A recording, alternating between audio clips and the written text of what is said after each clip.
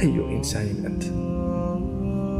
أنت إنسان غير موفق، وستكثر حسرتك، ستطول حسرتك يوم الموقف، لأنك ترى أنك كنت قادرا على فعل خير كثير ولم تفعل.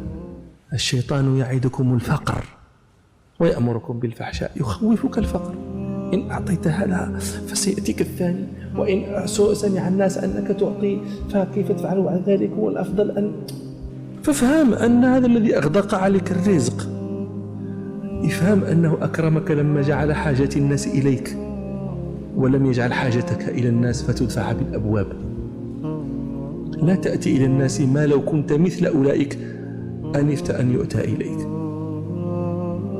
جعل الله حاجة الناس إليك،